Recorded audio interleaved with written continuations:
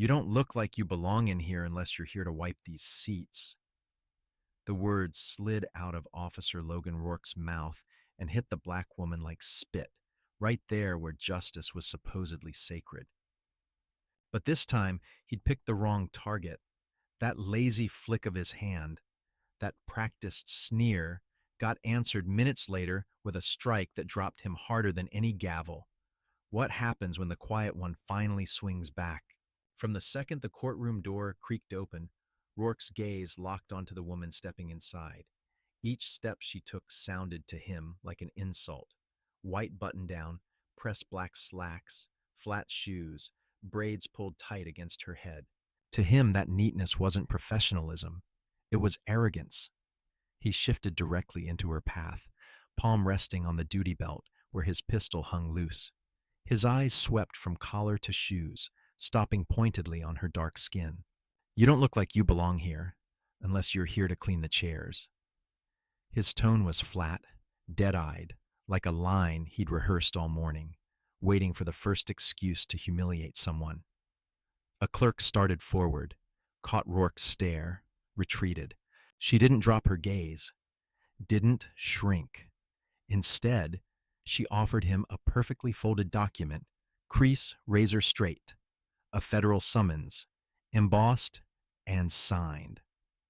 Rourke didn't bother to read. He waved it away, almost slapping it from her hand. Paper doesn't change your skin color.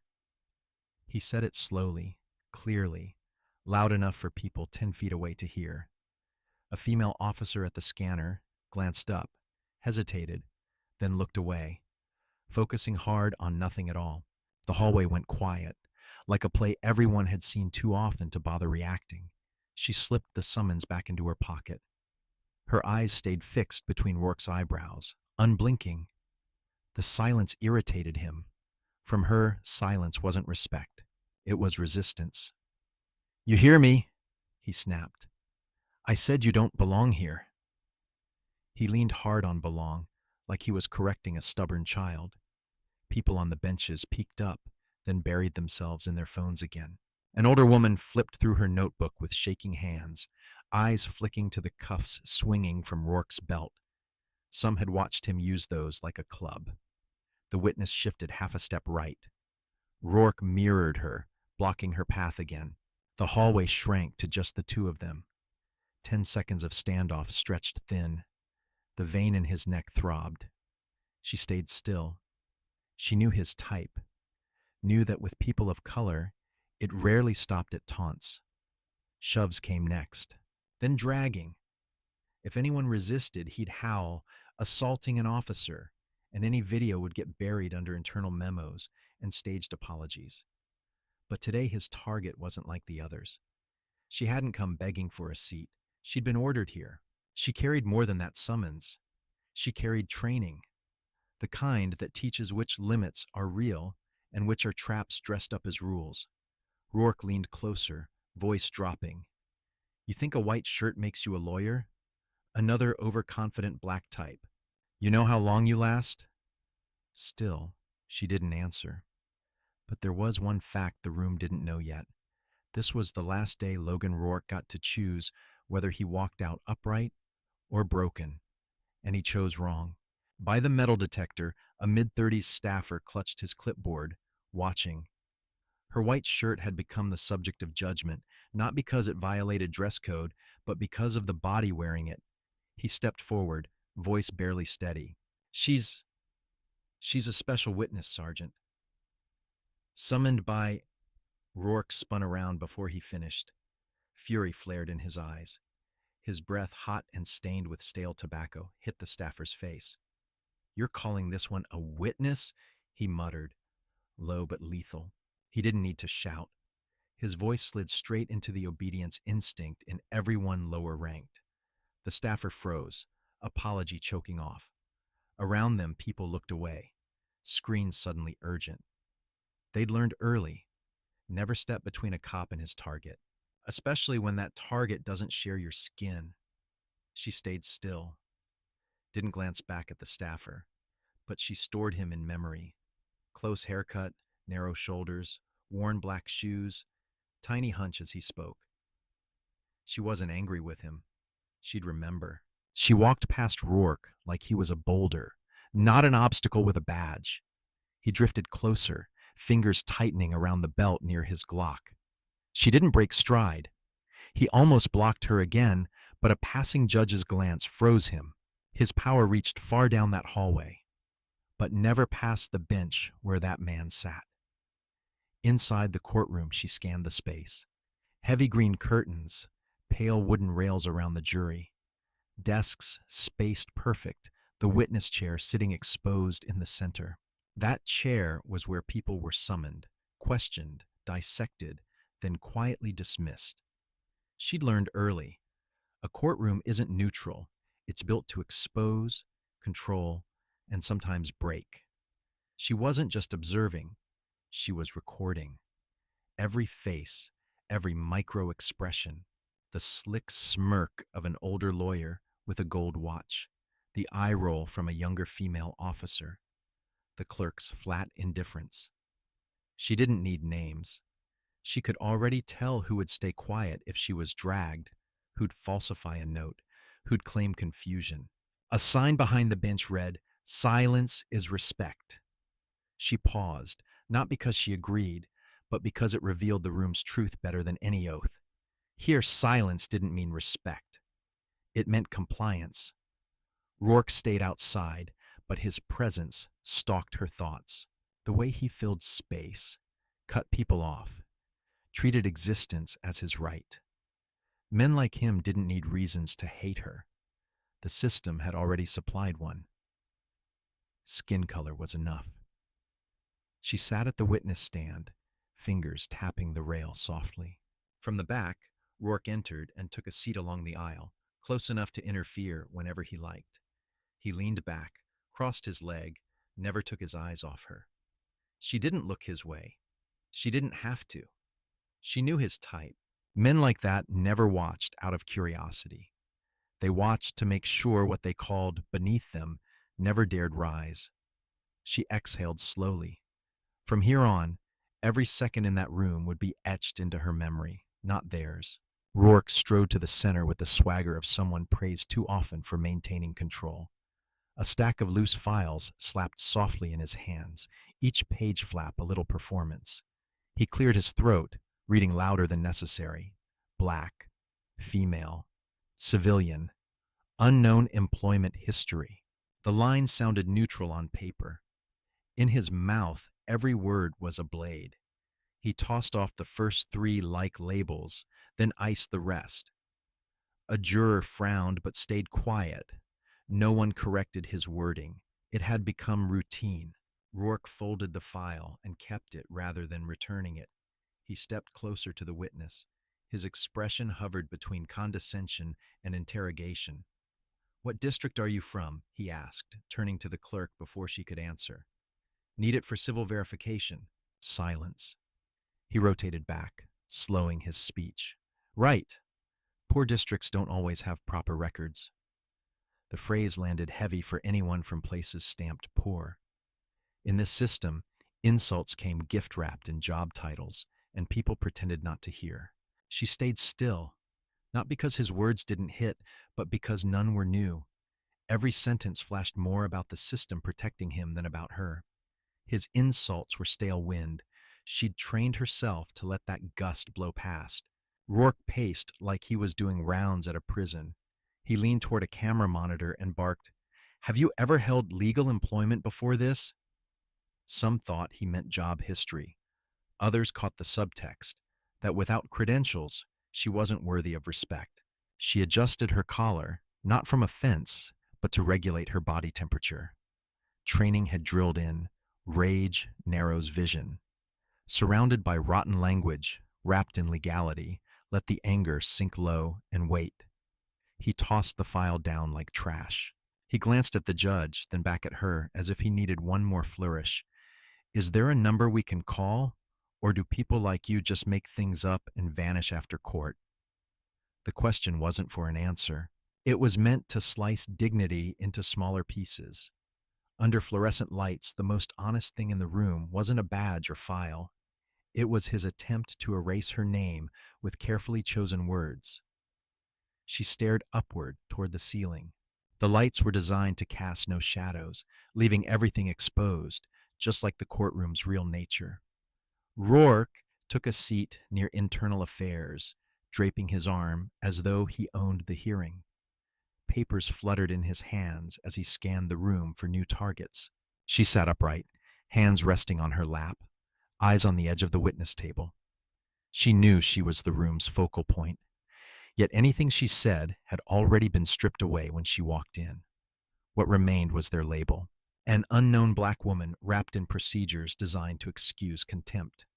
She stayed quiet like someone walking through a minefield. Each jab from Rourke, each laugh, each indifferent shrug from staff was another half-pulled pin, left visible, but never detonated. The collapse of the room's integrity didn't come suddenly. It was choreographed. The drawn-out roll call, the empty questions, every gesture aimed to shrink her into an example of expendability. The audience wasn't outsiders. The courtroom itself was the crowd. Some scribbled. Some scrolled their phones. A few smirked at his poor district line. Everyone played their role in a silent play where the humiliated lead had no voice. No one questioned why he spoke about a witness's identity like that. No one admitted how normal black bodies as default targets had become. She scanned the jury. An older woman in red velvet watched her with troubled eyes, head shaking slightly. Maybe it was sympathy, maybe anger, but it never reached action. In that comfortable silence, people justified their inaction. They weren't cruel, they told themselves, just avoiding conflict. Conscience folded like their files. Rourke needed nothing else. He knew that once the room tilted right, the victim shrank by design. She understood if she spoke, her words would be twisted. Her testimony would be reframed as reaction. And when black people react in court, it's labeled threat. So she stayed quiet. Silence, for her, became strategy, a way to record every face. Each move he made added evidence. While the court thought it was hearing one case, she was noting another indictment, not for the judge, but for the moment when people above them would finally be forced to look straight at this room. Rourke slowed as he approached, polished shoes tapping like a countdown. The air, already thick with half-guilty, half-entertained stares, bent around his looming presence. He leaned in, stooping low beside her, turning a minor movement into a human-shaped threat. "Ever heard gunfire?" he murmured. "Or are you just good at staying quiet to stay alive?" His breath, sticky with cigarettes and microwaved food, brushed her neck. He didn't care about her answer. Domination without fingerprints, that was the goal. She kept her eyes forward. Not defiant, disciplined. Keep the airway open, don't let anger clog thought. She knew his flavor of power, men who rose by pressing others under. He wasn't the first. He wouldn't be the last, unless something changed. Behind her, another officer muttered to Rourke, words buried under paper rustle and air vents. Was she forced to come? The last two words carried an inside joke lilt. They chuckled quietly, just loud enough for a nearby clerk to hear and look away. In a room named for justice, that laugh might have been the most honest sound. Rourke straightened, adjusted his belt, scraped a hand down his face. He'd said what he needed to say, not to threaten, but to stake dominance. In his world, cruelty wrapped in procedure was just scene setting for molding the narrative. If she felt fear, he'd won. If she reacted, he'd twisted into instability. Every version ended with him on top. It was a script he'd rehearsed for years. He nodded to the judge and moved back, like checking a box on a form. She didn't turn. She cataloged every step, every smirk. None of it would show up in official transcripts, but in her memory, it was already carved. The fluorescent light stayed evenly bright, leaving no corners to hide in. Yet everyone still found shadows, titles to duck behind, silence to retreat into, vague nods to mask unease. Rourke stood directly in the open glow because he knew no one questioned him. She lifted her chin slightly, adjusted her collar again, not to look composed, but to stay balanced. Language here wasn't for truth. It was for control. Men like him built walls out of words, dividing us from them. She knew another truth. Any wall built on humiliation eventually cages its builder. The room settled, pretending nothing had happened. Then a little folded note drifted through the air, brushed her sleeve, and dropped onto the floor with a small, sharp sound. One guard pretended he hadn't noticed. Another bent to tie a shoe. She picked up the note, unfolded it steadily. Blue ink rushed male handwriting. Go back to the jungle. Jungle was smudged. The meaning was not, no joke, a belief. She refolded it, set it on the desk. Her hands relaxed, but her gaze changed, less guarded, more final, like a switch had flipped. Rourke noticed. He didn't ask. His shoulders eased, satisfied with the silence he thought he'd engineered. The real harm wasn't the insult, it was the feeling of being surrounded with no nameable enemy. A woman in the third row frowned, then buried her face in her bag. She'd seen injustice before and still didn't know what to do. At her age, comfort felt easier than truth. She stayed still. The note wasn't meant to be challenged, just to linger. Its power came from collective quiet. No one had to defend it. They just had to say nothing. A black witness demanding, "Who threw this?" would be labeled disruptive. She knew that rule and refused to play. What really shifted the room wasn't the note itself, but the way the witness looked up afterward, no longer waiting, but confronting. Rourke leaned back, watching. He searched for a crack, rage, fear. Some tell. All he saw was solid silence. The note stayed on the table between her documents like a quiet charge, unspoken, unfiled, yet shaping every breath she took. From then on, she wasn't just testifying about one case. She was testifying against the system that allowed that note, that let it appear and vanish without consequence. When the hearing ended, others would leave. She'd carry what they refused to face. The questioning paused. The judge announced a 10-minute break. Lawyers stacked files. Jurors stretched. Side conversations rose. She stayed in the witness chair, not because she wasn't ready to leave, but because Rourke blocked the aisle. Arms folded, stance wide. From a distance, it looked casual, like he was chatting. But his stare never wavered from her. Sharp, unblinking, wordless threat. She straightened her notes, stacked them with deliberate precision, and rose. Rourke moved in, cutting off her exit. His eyes flicked to her hand, like even lifting paper required his approval. You haven't been dismissed. Sit down. The room froze again. The clerk looked up mid-sentence, then scribbled nonsense. A younger officer twitched forward, then stopped under Rourke's glare. She neither stepped back nor obeyed. Her breathing stayed even. Eyes on his, her posture didn't change. The silence between them stretched tight, like wire drawn to breaking.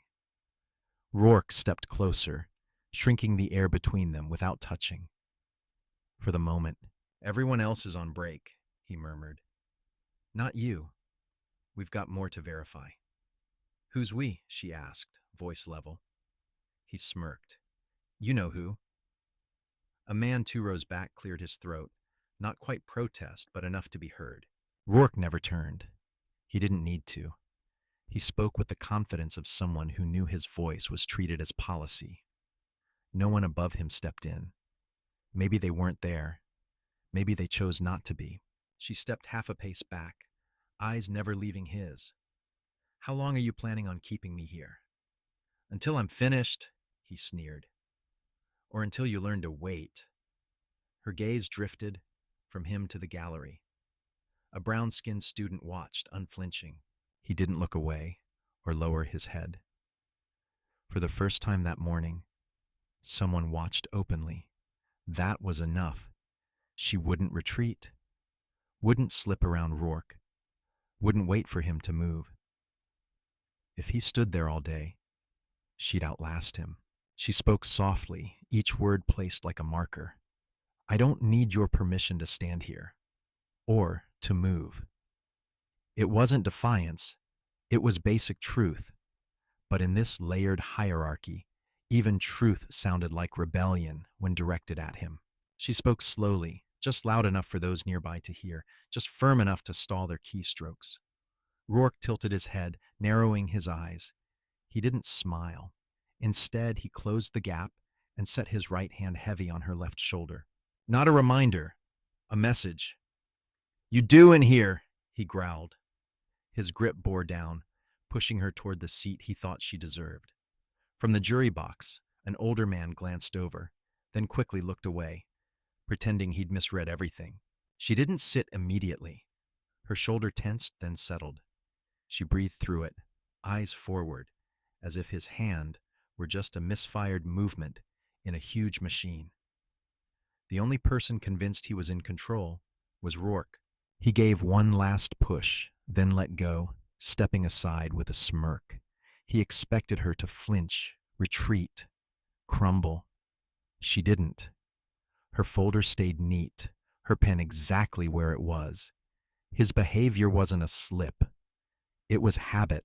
A tap on the shoulder here, a joke elbow there, a stare held just too long, all shielded later by phrases like processing error or no harmful intent. She knew her shoulder could answer. Her hands could drop him in 2 seconds, but not today. If she struck first, all eyes would land on her. The only thing they'd remember was the movement of her body, not the hand that shoved it. A clerk had seen everything, pen hovering above the timestamp box, frozen. He didn't write. No one wanted to be first with the truth. In this system, people who documented reality disappeared before the ink dried. Rourke waved to a colleague near the door, grinning like they'd shared a private joke. He believed what he'd done was standard, necessary, that a black woman sitting too straight in court was more threat than viewpoint. She sat when she chose, not because of his shove, but because she needed to keep watching. His moves didn't weaken her. They clarified everything. In her mind, pieces clicked. The stare, the papers, the offhand phrases, the pressure that pressed memory into stone. She didn't write any of it. She stored it where no one could edit it. That gave her a calm deeper than rage. Rourke's hand had pressed hard into her shoulder, unprovoked, unapologetic, confident no consequences would follow. His thumbnail dug into fabric, thumb jamming into muscle like he was testing what sat under her skin. He leaned in so close their cheeks nearly brushed. I've hit stray dogs harder than that, he muttered. His voice came out rough, gravel dragged across concrete. Every syllable soaked in contempt he'd practiced over years of getting away with it. He didn't bother hiding anything, not the insult, not the threat. Why would he? In here, nobody checked him. He spoke freely, knowing the system's silence would carry his words for him.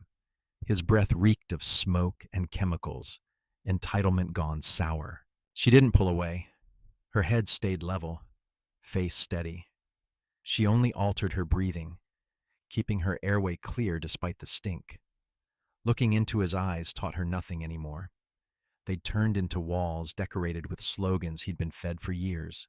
He held his position one beat too long, then gave another shove before straightening. No apology, no explanation. What he left behind wasn't just tenderness in the muscle, it was a shock that snapped the room into focus. A witness, supposedly safest person in this space, had been reduced to something less than human by someone wearing the law. No one intervened. The stenographer paused 3 seconds, then kept typing. A guard glanced over, then checked the digital schedule again. A lawyer paused mid-sentence, quietly sat down instead of stepping forward. Their reactions were trained. See, understand, step back. She held her spine straight, same as when she walked in. The pain wasn't from his grip. It was from the confirmation. Confirmation that even under bright light, this place nourished darkness.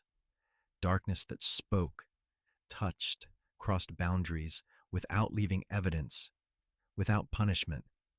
She drew a slow breath, steadying lungs against the urge to recoil. Her right hand tightened on the desk edge, not preparing to strike, anchoring herself. Everything else was warping under distorted authority. Rourke marched back to his seat, shoulders squared, satisfaction twitching across his posture. To him, she was still just another witness. But in acting like this, he'd signed an indictment with his own name, not yet filed. She watched him, closing a chapter, not about injustice, but about the beginning of reckoning. Not against one man, but against a whole language left unanswered. A middle-aged man in a light brown suit shifted forward when Rourke pushed her shoulder. Not a reflex, but an instinct. He'd seen something so wrong, it pulled his body out of stillness. His hand gripped the seat in front, mouth parting to speak. Rourke turned, uncoupling his handcuffs and raising them easily, letting the metal dangle. "Sit down. This isn't your business." No shouting, just enough force to freeze the man mid-lean. He stopped, back still bent, eyes wide, not at the cuffs, but at the truth. In a space called a courtroom, Rourke could threaten anyone not in uniform with that little piece of metal. It hovered like a warning about when to stay silent. He didn't need to swing. Just raising it told everyone who controlled speech. The man sat back down. His shoulders drooped under a weight no one asked him to carry. He no longer looked at Rourke or the witness. He stared at his knees, quietly building excuses for his silence. Maybe he'd call it job security. Maybe he'd try making up for it later with an anonymous post or hushed conversation. But in that moment, it was clear. When authority raised the cuff, principal sat down. Rourke holstered the restraints and turned away, routine complete. He didn't bother glancing back. The hesitation he'd triggered was predictable, proof the system worked the way he wanted. She didn't need to watch. She registered every movement through a different sense, years of training that noticed without staring. Inside her, something else began. A memory from deployment snapped into focus, like a tape suddenly replaying. Dusty corridor, distant explosions, right hand wrapped around a weapon, left fingers curling, joint by joint, ready to strike if surrounded. Those drills weren't theory. They'd been hammered into muscle so the body would remember when the mind flooded. Under these white lights in this courtroom, her left hand began to tighten. It wasn't trembling, it was preparing. Anyone trained would recognize it. Her index pressed into her palm, thumb locking against her middle finger, wrist taut, elbow angled. The room's attention still hovered on Rourke, or away from him. But for someone who'd served with her, that arm position screamed one thing: ready! She stared at Rourke's back. No rage, no second thoughts. Just someone stepping past the point of no return. Every insult, shove, and cuff threat had crossed the last line. His shoes hit the floor harder returning, like he sensed the shift. The words, the shoulder grab, the stare, none of it satisfied the hunger that had grown inside him. He needed a final act to reassert control. Without warning, he seized her wrist and yanked her from the chair. Pens and papers flew. Her metal watch smacked the table edge with a sharp clang that sliced through the murmur. She staggered but didn't fall. Muscle memory kept her upright as her shoulder burned. "Well? Stand up, or should I carry you?" His voice dripped taunt. Everyone heard him. No one would later admit it. A lawyer across the room flinched, hand frozen over an open folder. They all saw. None moved. In this kind of game, the first to step forward was the first to be blamed. Rourke's grip tightened, nails biting her wrist like punctuation in a sentence written with pressure instead of ink. "People like you live off pity," he hissed. In his mind, black people didn't deserve pity unless they bowed and smiled through it. She turned to him, eyes neither pleading nor furious. They were sharp, surgical, like a needle slipping into skin. Rourke faltered for half a second. His hold loosened. The clerk started to rise, but a guard's subtle glance froze her. Everyone knew what they should do. No one wanted to go first.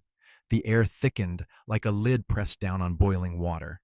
One twitch away from eruption, she pulled her hand back, slow and firm, her wrist sliding from his grip. When she did, her gaze changed from guarded to calculating distance. Rourke stepped back just a fraction. For anyone trained, that tiny retreat was everything. It meant the threat had finally registered. Her left thumb locked silently into combat position. He said nothing, turned away with a click of his tongue like a disappointed director. But he knew, and so did she, that he'd tugged the last wire. He hadn't grabbed a helpless witness. He'd laid hands on someone who knew exactly how to answer.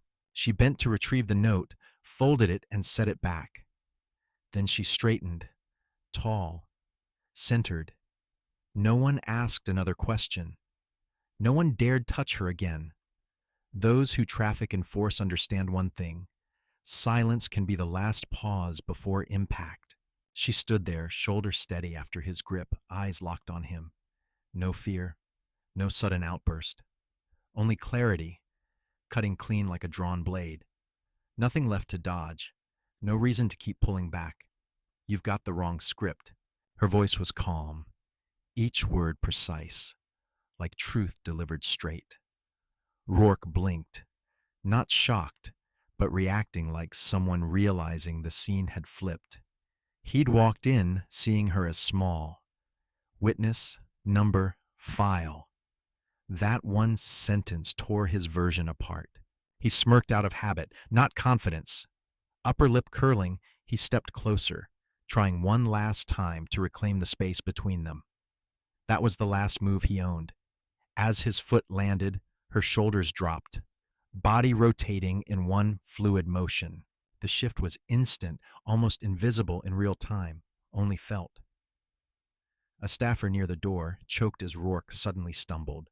The strike came without warning or raised voice. It wasn't defense. It was a clean, practiced neutralization of a threat. Rourke's feet slid, knees buckled. He pitched backward toward the table, arms flailing for support that wasn't there. His back slammed the edge, chin clipping wood before his body spilled to the floor. The impact cracked through the room. Heads snapped up. Pens dropped and stayed down. The typist rose halfway, hands frozen above the keys. An older lawyer's glass trembled midair. The silence wasn't simple surprise. It was the shock of witnessing something they'd all assumed could never happen. She didn't move, didn't gloat. She stood grounded, feet planted, arms loose, eyes on the man crumpled in front of her. It wasn't triumph, it was consequence, built from every insult and shove they'd let pile up without challenge. Rourke lay gasping, eyes wide, more stunned than hurt. He'd ruled rooms like this for years, silencing witnesses, blocking the vulnerable mid-proceeding. He never imagined someone across from him would know exactly how to disrupt his balance with precision. Under him wasn't just cold floor, it was a system hit at a pressure point it thought untouchable. Now everyone had to ask, when did self-defense in a courtroom become the thing that left people this rattled? Her strike wasn't dramatic. No wind-up, no shout. Just a half pivot from neutral to offensive. Any seasoned operator would recognize the mechanics. No wasted motion, no opening left. Rourke stood too close, lip curling into a smug half smile as he stepped in. Before his brain could signal his arms to guard, her open palm chopped across his throat, flattening his windpipe. Not a punch, a precise strike to interrupt breath and nerve signals. His voice cut out like someone shut off a valve. In under half a second, her left elbow drove into the side of his torso, sliding between ribs into the intercostal muscles. Not heavy, but perfectly placed. His breath snapped. Legs betrayed him. Solid footing turned to sand underneath. He staggered backward, not by choice, but reflex. His back crashed against the table edge harder, thud ringing through the room like a warning shot. A guard shifted, hand on his radio, but didn't raise it. The clerk dropped her pen again. Eyes swung toward the center of the courtroom. Once neutral ground, now the fault line. She stayed exactly where she'd struck, weight slightly forward, arms relaxed, but coiled enough to reset. Her body language spelled out a fluent warning. Don't touch me again. Don't order me like property. Don't assume fear equals obedience. Rourke clutched his throat, coughing, trying to drag sound back into his voice. All he produced were ragged breaths and clenched teeth. The smirk was gone, stripped clean. What remained wasn't just anger. It was humiliation, animal deep, the realization that his prey had claws. People who'd avoided her gaze now stared openly, not to help, but to witness something bursting past procedure, beyond anything a court transcript could hide. She still didn't speak. She didn't need to. Her actions were the statement. This wasn't a panicked flare. It was a measured answer, timed and executed with no hesitation. A physical verdict against abuse disguised as authority. Rourke stepped back again. His eyes scanned the room, searching for backup that suddenly felt farther away. He finally hit the truth years of unchecked power had denied him. Not everyone stays quiet. Not everyone needs permission to stand. His badge spun across the floor. It rolled, clattering near a chair leg. Those who'd rolled their eyes at his earlier jabs watched it spin. They understood it wasn't just metal moving. It was the emblem of a system exposed. Up in the corner, a camera blinked green. Nobody had thought about it in hours. It had become furniture. But now its lens held the center of the room, where Rourke had fallen. Every word, movement, shove, and strike captured without edit. Breathing turned heavy from all sides, not just his. In the back, a slightly older intern curled inward, hand over her mouth, eyes wide. She wasn't horrified by violence. She was stunned by the rarity. Someone actually standing up to raw abuse in a courtroom. The guard at the door hesitated mid-step. He looked from her to Rourke, the man everyone had been told. Leave alone. He knows the rules too well. No one had ever trained them for this, when the person they're supposed to contain is the only one protecting the line. She stayed in place, head tilted slightly, as if waiting for someone to call what just happened by its real name. No one did. The silence now wasn't complicit. It was stunned. The badge stopped rolling. No one bent to retrieve it. Rourke stared up from the floor, eyes bloodshot with anger and fear. His lips moved soundlessly, breath short. He hadn't fallen because of the force alone. He'd fallen because, for the first time, someone didn't fear him. She wasn't looking at him anymore. Her gaze moved across the room, from prosecution to defense, from court staff to stenographer, asking one wordless question. Who's still going to sit there and pretend? Formalities and protocols ripped right then. His collapse wasn't an ending. It was ignition. Every frame from those cameras, every stored clip, would stand as a reminder. Not all trials end with a gavel. Some falls need no spoken sentence because the verdict is written in the eyes of people who can't unsee what happened. A security officer strode in from the entrance, steps sharp, hand near his belt, gaze locked on the woman standing at the center. Training screamed, "Man down, civilian nearby." Moved to contain. He reached towards her shoulder until a voice cut through. "Hold it." Calm, firm, carrying more weight than any radio. The room froze again. Her shoulders dropped half an inch. The officer hesitated, then stopped. The speaker was one of the three presiding judges, the one in the middle with half-rimmed glasses. He'd been quiet all morning. Now his eyes were sharper than his robe. "Check her identification," he said, voice steady. He wasn't doubting her. He'd just realized what happened wasn't a random outburst. If he misread this, the system could implode. The officer approached slowly. No rush, no shouts.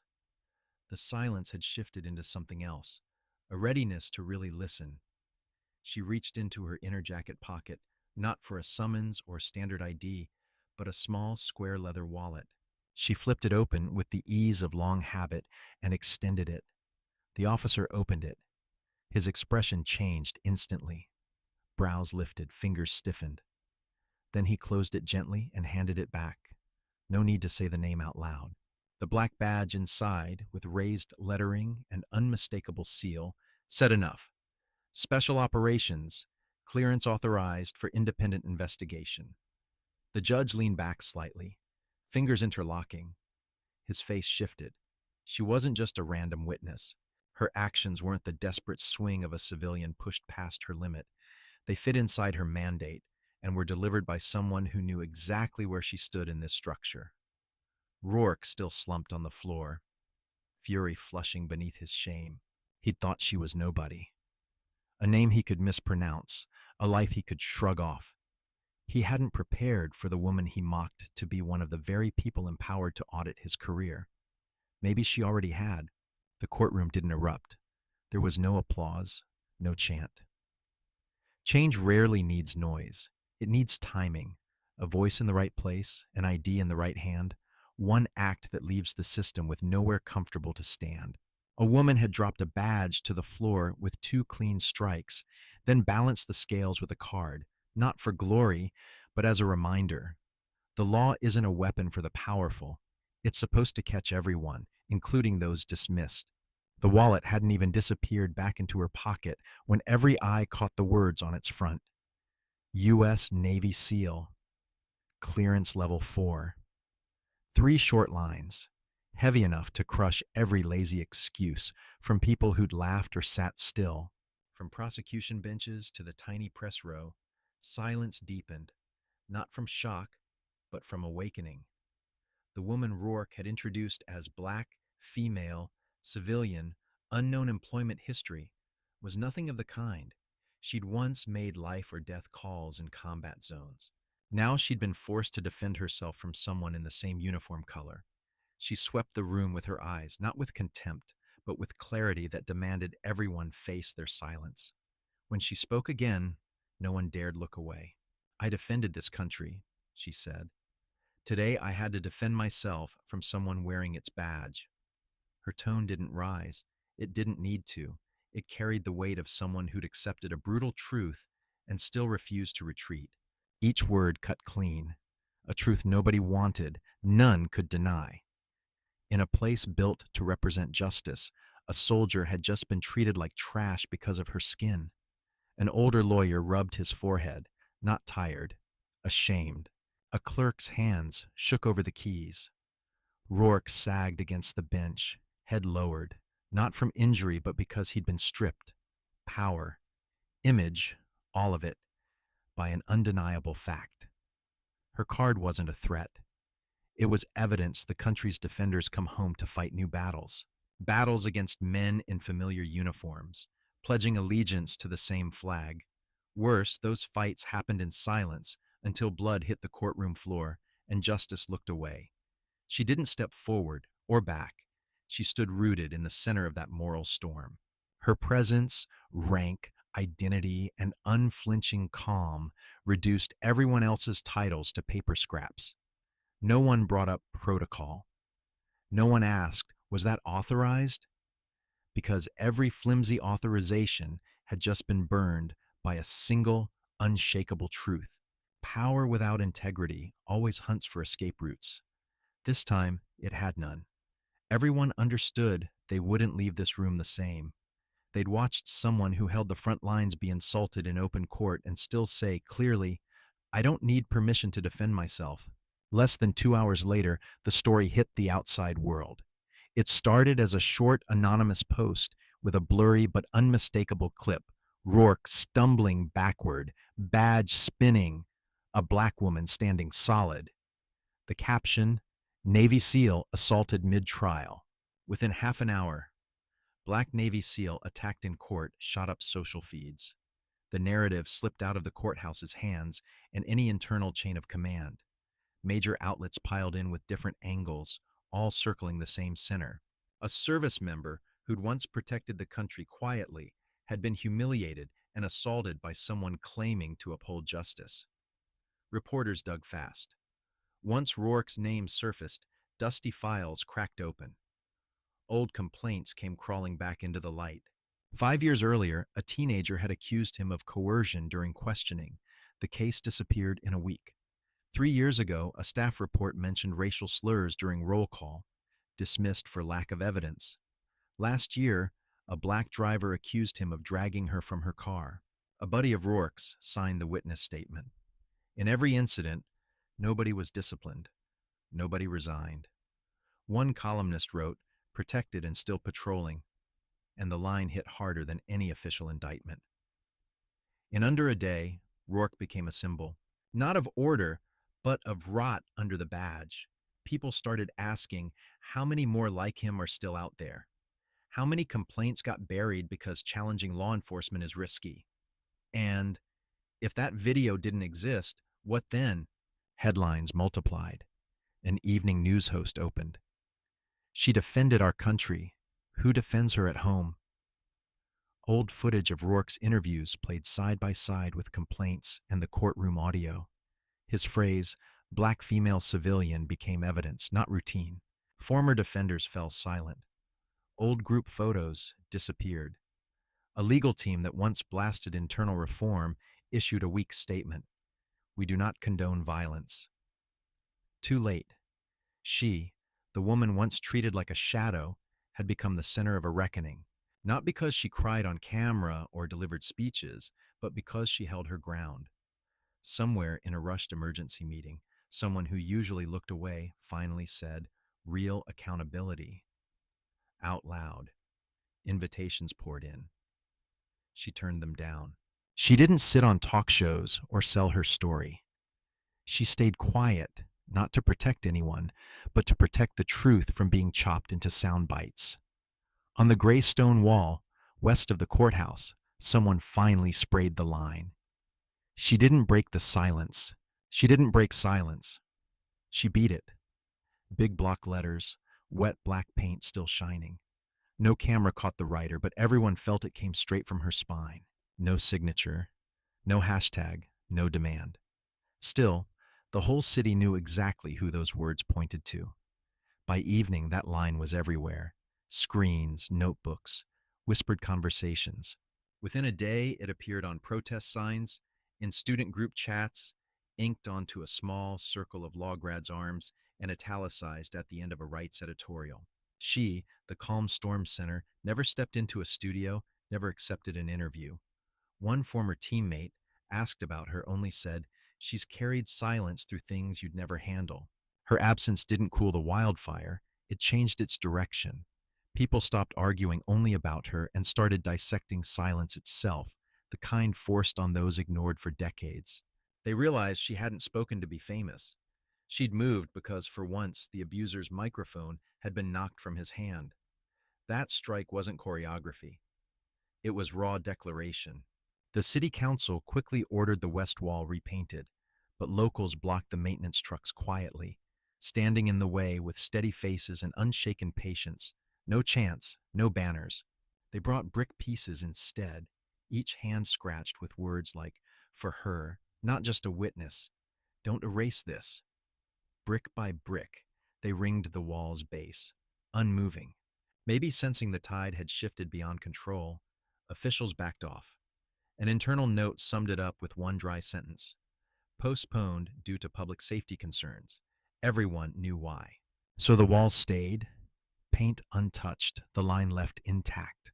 A rare public surface the government no longer dared sanitize because its message weighed more than city ordinances. Over time, folks stopped pointing at it. They just walked differently around that stone, held doors longer, watched more closely, refused to laugh off cruelty. The words had already sunk in.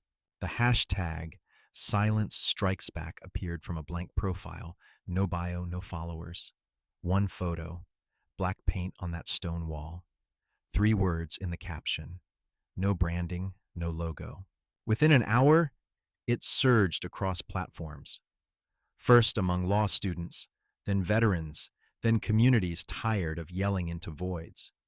It didn't feel like a campaign, more like a thought finally typed. "Silence Strikes Back" wasn't a peace slogan. It was a warning.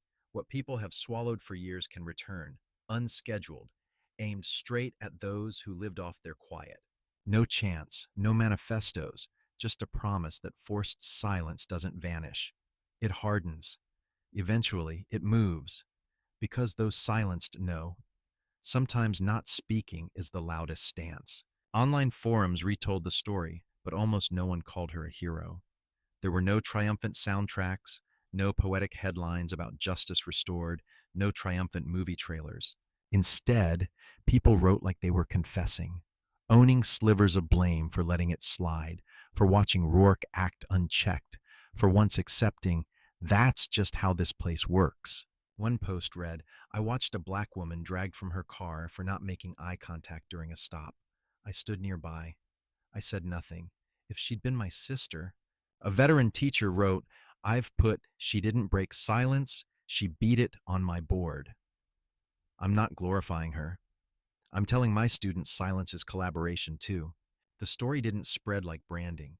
It traveled like a recovered memory, shaky, painful, unstoppable. It didn't exist to glorify her, but to remind everyone silence has a body count. People didn't build monuments. They remembered corners, checkpoints, metal detectors, the guardrails where someone sneered, "trash," or "you people," and walked away unchallenged. Those details refused to fade this time. That way of telling kept the narrative from dissolving within weeks. It left the headlines, but slipped into school assemblies, essay prompts, youth workshops, and yes, mandatory justice system trainings.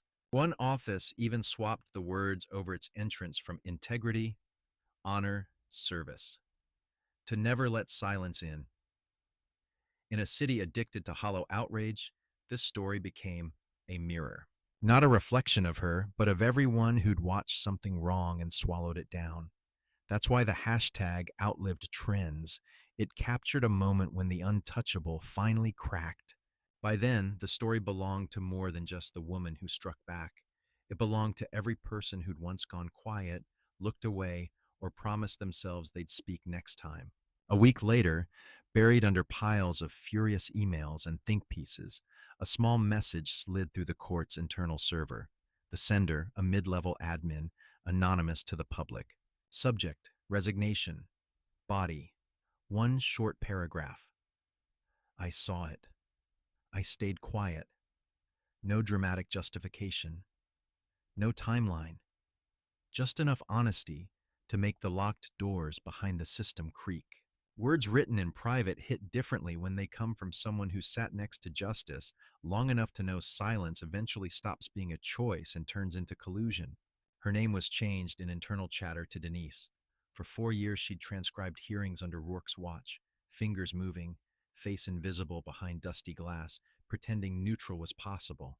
She still remembered last October when Rourke dragged in a 19-year-old, cuffs chafing, knees bloodied from those courthouse steps. The kid kept repeating he'd come to file rehab completion papers. Denise watched him from behind her machine, saw his hand tremble as he tried speaking, then freeze when he met Rourke's eyes. Eyes that said, "I own what happens next." Rourke yanked him from the bench like excess baggage. His voice boomed.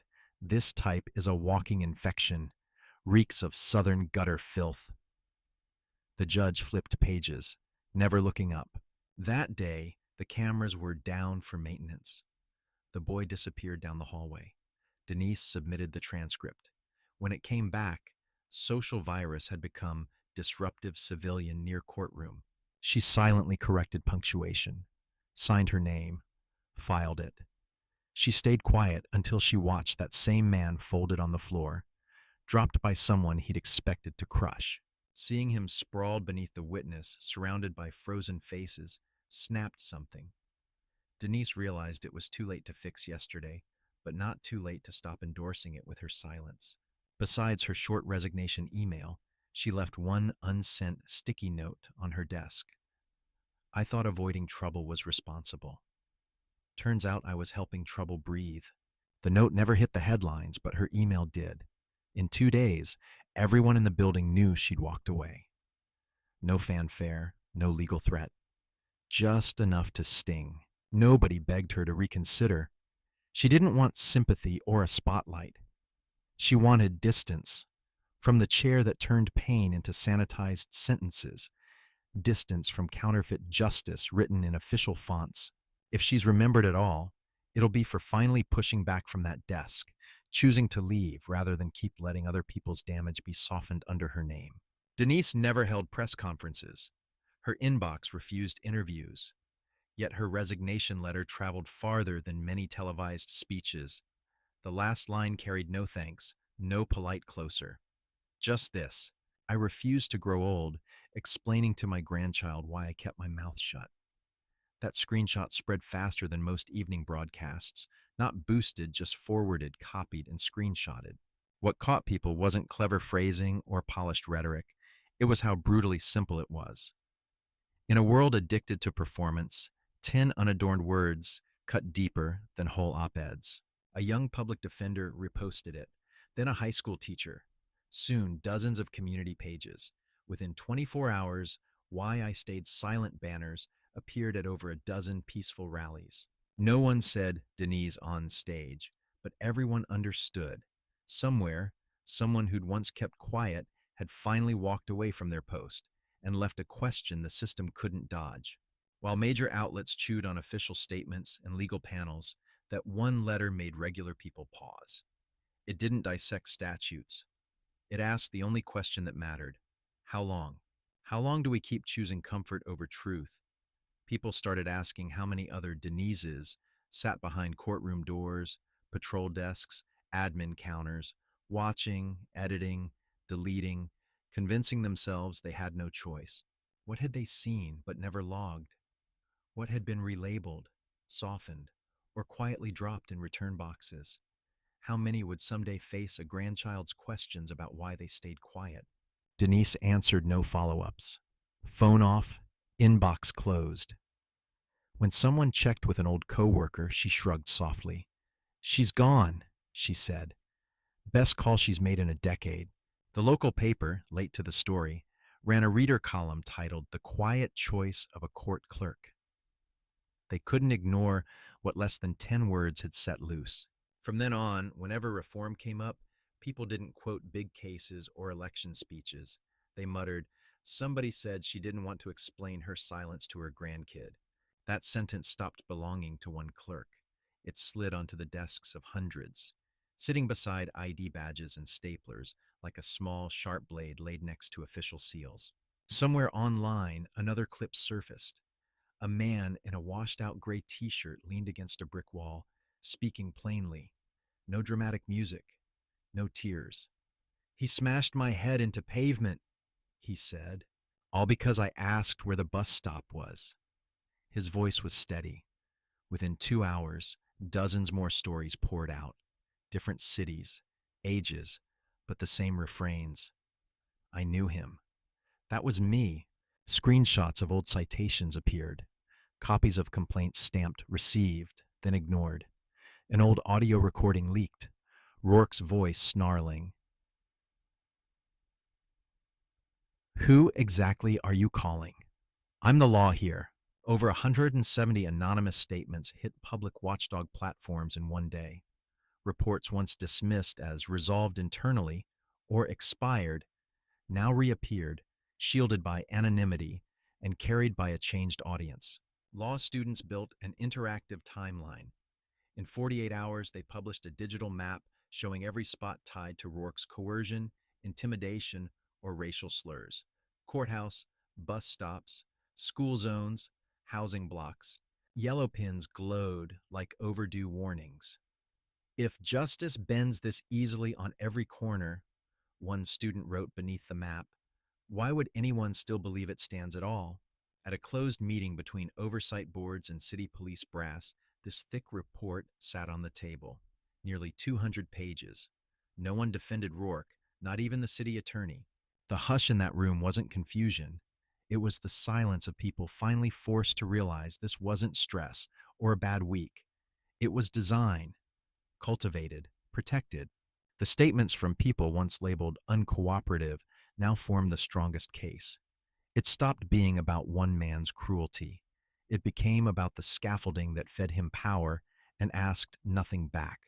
One mother didn't file forms. She just posted an old snapshot, her 9-year-old son in a black hoodie, backpack clutched. "He got called Lost Monkey right beside me," she wrote. Name of the officer?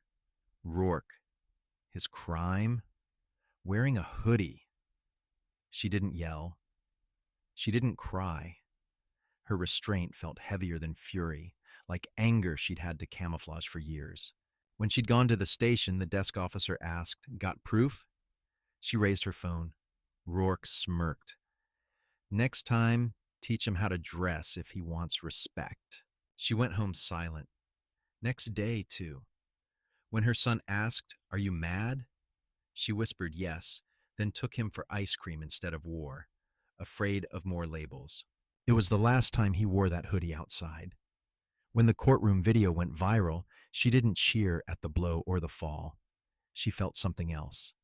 Recognition. Someone had finally moved.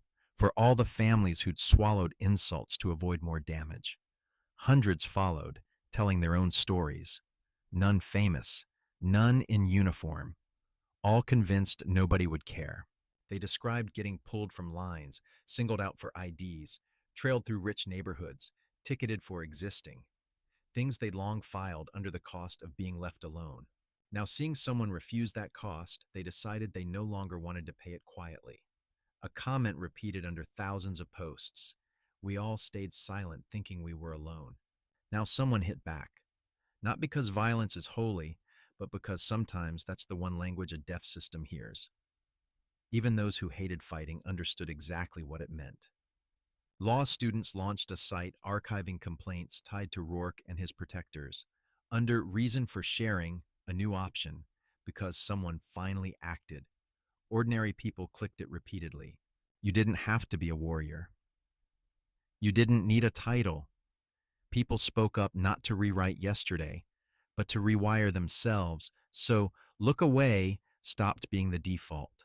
One post read, "I've been slapped, mocked for my name, pulled aside for keeping quiet. I used to think silence kept me safe. Now I know it just kept them comfortable." In these testimonies, nobody called themselves victims. They used their own names, unflinching, unqualified. Dignity, once stained, reassembled itself sentence by sentence, story by story. They weren't proving anything. They were remembering. Predictably, the system tried an old move. Rourke's lawyer stepped to a podium backed by microphones and neutral backdrops, clean suit, iron tie, voice polished by years of courtroom theater. "My client was brutally assaulted while carrying out his duties," he declared. Headlines echoed, "Officer attacked in court." But the public had changed. This script didn't land like it used to. He waved medical reports. Minor concussion, hematoma, level 2 psychological trauma. Scan images flashed on screens, but trauma claims rang hollow next to the lives he'd ground down for years. A former military doctor commented, "A man who terrorized others now claiming emotional injury? That's not medicine, that's theater." The narrative split, law versus memory, paperwork versus lived experience. A hospital photo showed Rourke's bandaged hand. Underneath, thousands posted screenshots of his past phrases, each captioned, "This is the only wound I recognize." His pain felt tiny beside theirs. A retired teacher wrote, "He once got an 8th grader expelled for saying, 'Good morning,' too flat. Now he cries trauma.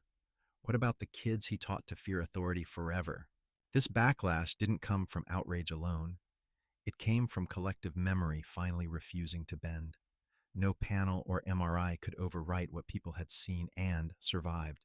On a live show, one woman stood, voice shaking but steady. If that punch broke him, he should count how many of us those hands forced to the floor. No one talked about Rourke's honor or long service anymore. Those phrases sounded ridiculous now. What he faced wasn't vengeance, it was consequence. His lawyer's shield only highlighted the rot underneath. The courtroom is supposed to be where truth wins, but in the days after, what surfaced wasn't truth. It was precision selective truth, carefully trimmed to protect uniforms and titles. Rourke's team insisted, "We're here to judge that one incident, not his entire character." Mainstream outlets swallowed that frame. The public didn't. Screenshots of old internal chat logs appeared instead. In one thread, he typed about black protesters: shoot a couple rounds overhead, toss stale food, they'll scatter. In another, he posted a monkey emoji, captioned, brown folks wanting rights again. Those messages never made it into official evidence. When a reporter asked why, the defense replied, irrelevant to this case. For once people saw the law wasn't blind, it was choosing. A young activist tweeted, hard truth, the law doesn't fail because it can't see. It fails because it pretends not to. That line ended up on shirts, laptops, subway walls.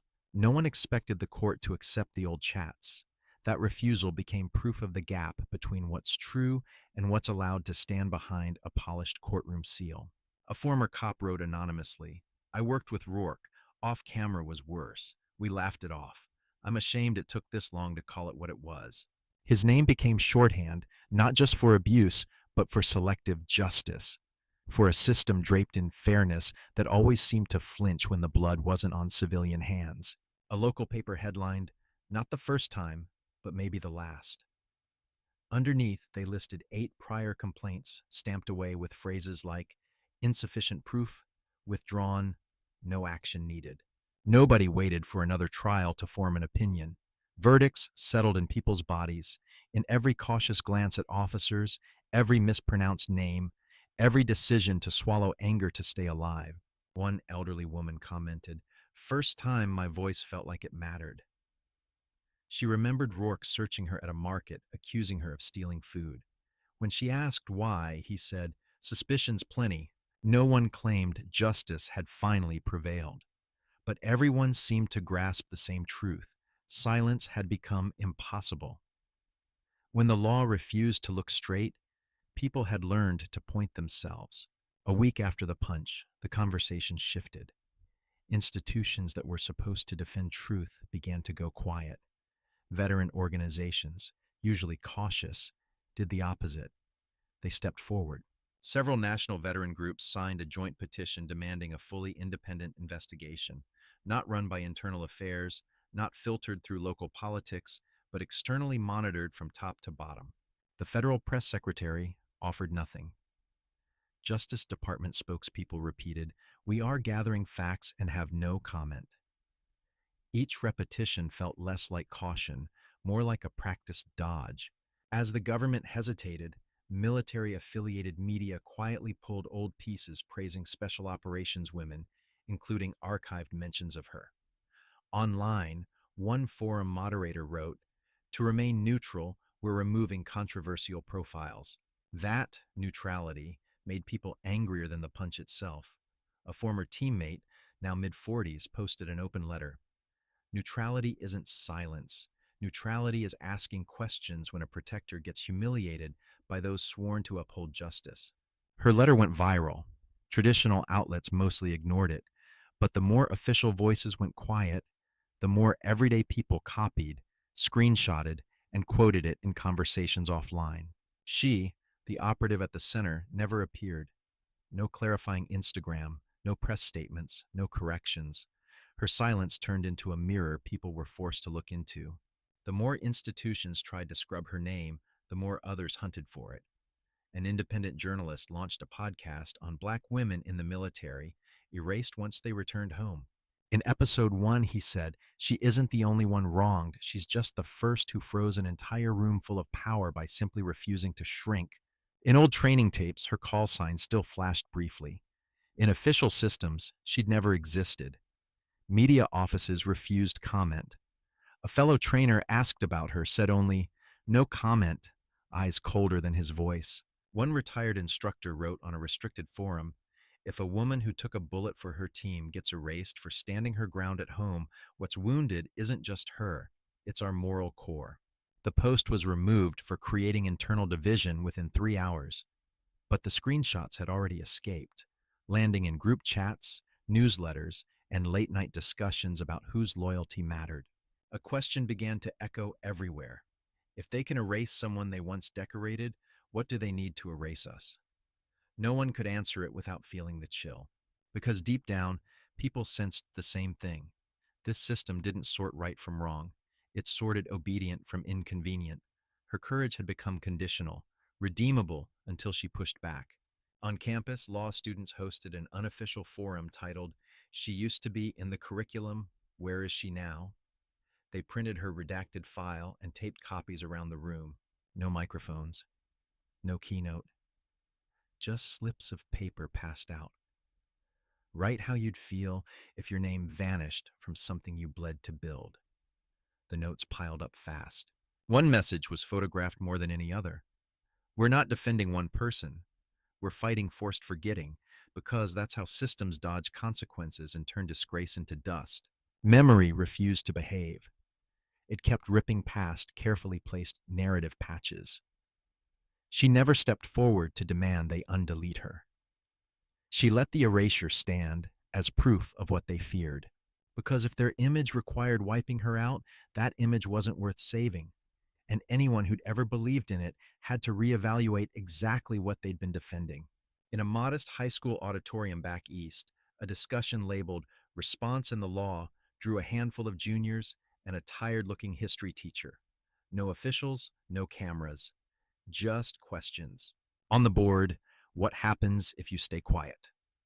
The projector showed a heavily edited summary of the Rourke case. No blood, no punch. Just one last slide. She finally responded. Afterward, a white student stood, brow furrowed.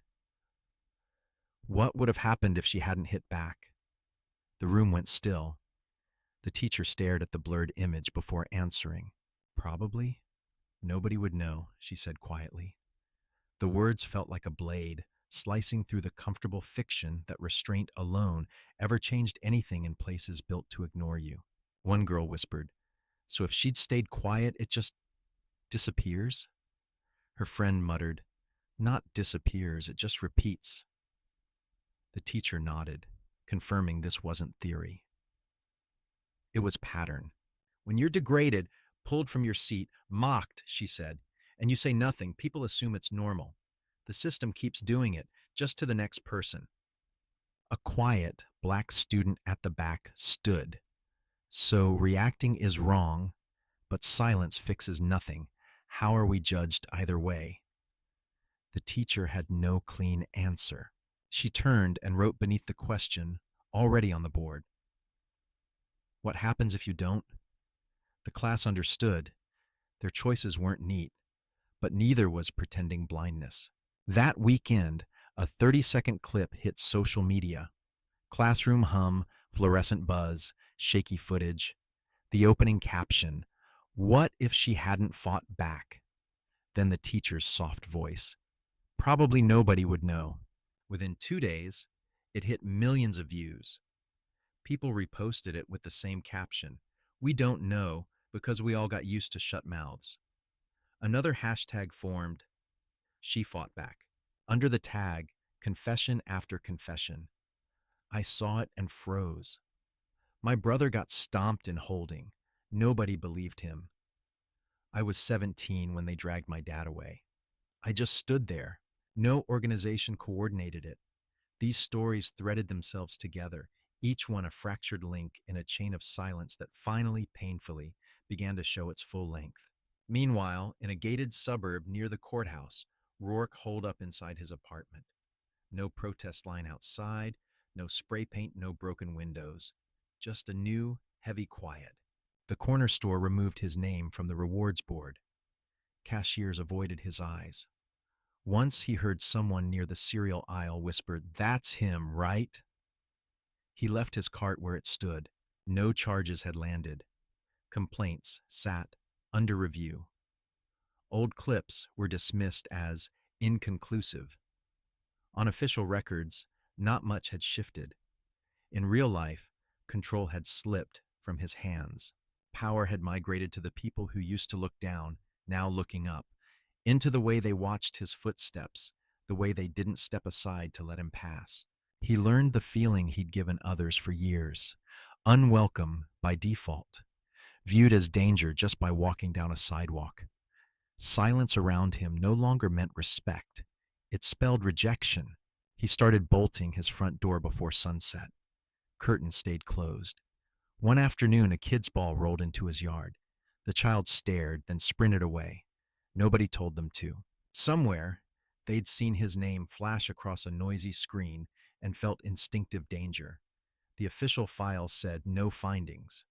The neighborhood said stay clear. Those two truths didn't match anymore. A few blocks from the federal building, a small print shop known for birthday shirts suddenly faced an order for over 5,000 tees. One phrase, she didn't wait to be protected. Black fabric, blunt white letters, no fancy font. People drove hours to pick them up. One older woman's hands shook as she paid for a single shirt she promised to wear daily. To work, to the market, past the precinct, she said. They weren't buying merch. They were putting language to the anger they'd swallowed so long it had turned to stone. Soon another tag spread. Not waiting for permission. Under it, raw statements poured in. I used to fear speaking up. Now I'm more scared of what happens if I don't. On an aging brick wall by the courthouse, an unknown street artist painted a mural overnight. Her back visible, face lost in sunlight, braids neat, shoulders squared, walking forward. Behind her, a shadowed SEAL silhouette. Helmet, rifle slung. In front of her, Rourke's shadow sprawled, badge tossed, holster cracked. Below, a caption. Sometimes, justice needs a hit to wake up. Morning commuters slowed, phones lifting. A kid clutching bread stared. An office worker wiped her cheeks. Few spoke. The street fell into a different silence, one that remembered instead of pretending. Authorities debated removal. No permit. Public property.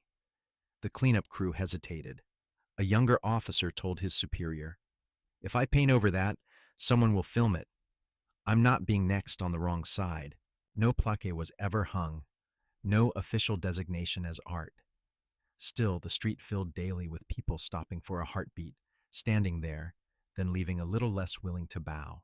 Not because she was a mythic hero, but because she demonstrated one thing clearly. You don't need a title to push back. You just need one moment when you don't move. A week later, at a quiet cafe south of downtown, 5 women met around a scarred wooden table. Single mothers, different jobs, one shared ache. No one had defended their kids. The punch didn't frighten them. It pushed them. They decided no one should have to stand alone like that again. From a group chat, an idea formed.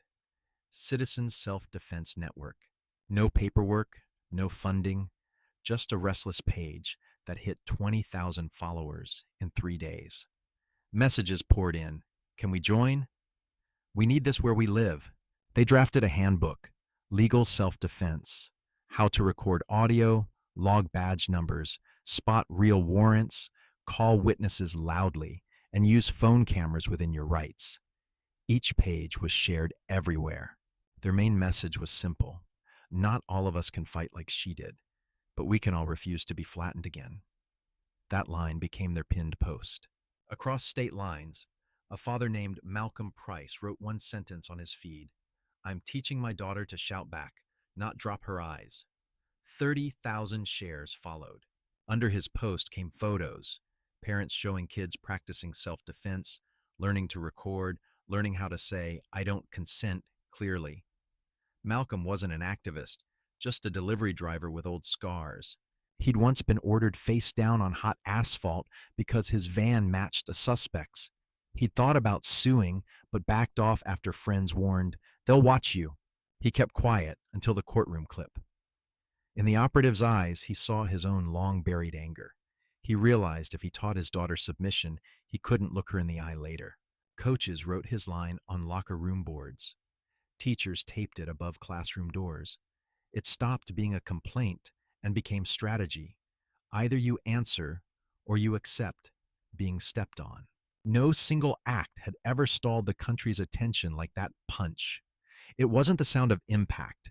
It was the sight of her standing, unshaken, among uniforms who thought they were the law. Her sentence echoed, I don't need your permission to stand. parents, teachers, workers turned it inward, asking, "Am I still waiting for someone else to stand up for me?" When the formal response finally appeared, it came printed in bland black ink on plain white paper. Title: Regarding Internal Review of Conduct Policies in Local Judicial Venues. Two short paragraphs said the Justice Department had received citizen feedback and was assessing professional standards. No use of the word assault, no mention of Rourke, no acknowledgement of her as anything but a citizen. He became an involved officer. She, a litigating participant. That linguistic eraser wasn't clumsy. It was deliberate. Strip away names and accountability dissolves into abstract incidents nobody owns. People read it and burned. I reread 3 times, one attorney wrote. Nobody is responsible in this document. A former investigative reporter added, if choking a witness gets called an incident, you know what side they've picked. A tweet paired the phrase currently reviewing with a photo of the courtroom captioned, while they review, people keep dying quietly. It spread as the unofficial summary of bureaucratic indifference. Soon folks online started calling her the one they won't name, not to strip her identity, but to spotlight the system's terror of speaking it. Her absence became their evidence. She never asked to be remembered. Yet from that day on, every time someone was shoved, mocked, or cornered, there was a new reflex in the room, a quiet readiness to step forward instead of back. For those of us old enough to remember black and white TV, church basement meetings, and the long road from Jim Crow to the Civil Rights Act, this story of the black woman Navy SEAL in that courtroom is a painful déjà vu. You've seen versions of Officer Rourke before, men who hide cruelty behind a badge and a smooth report. Lesson 1 is simple and bitter. Silence is not safety. Every clerk who looked away, every juror who pretended not to see, made his hand on her shoulder feel heavier. Many of us were taught, keep your head down and you'll be left alone. This story reminds us, looking away just gives abuse more room to grow.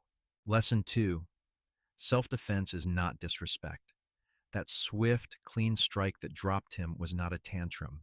It was the last line in the sand after years of being treated as less than human, even after serving her country. You and I know the difference between picking every fight and choosing the one moment when you simply cannot let it slide anymore, for your own dignity and for the young eyes watching. Lesson 3, our choices ripple farther than we ever see. A clerk resigns. A wall keeps its graffiti. Teachers write, she didn't break silence, she beat it on their boards. Grandparents quietly decide they will not tell their grandkids, I saw it and said nothing. At our age, that might be the truest power we still hold, to model that it's never too late to stop cooperating with cruelty, even if all we do is finally speak up. Friends, especially those of you in your 60s, 70s, and beyond, this story isn't just about a punch in a courtroom. It's about all the moments in our lives when we saw something wrong and either stepped in or stayed quiet. If you had been sitting on those benches with your years of experience and your grandchildren in mind, what do you believe the right response would have been? Have you ever regretted staying silent or been proud you finally spoke up? Share your thoughts in the comments, like this video, and subscribe to my YouTube channel so we can keep learning, healing, and growing together.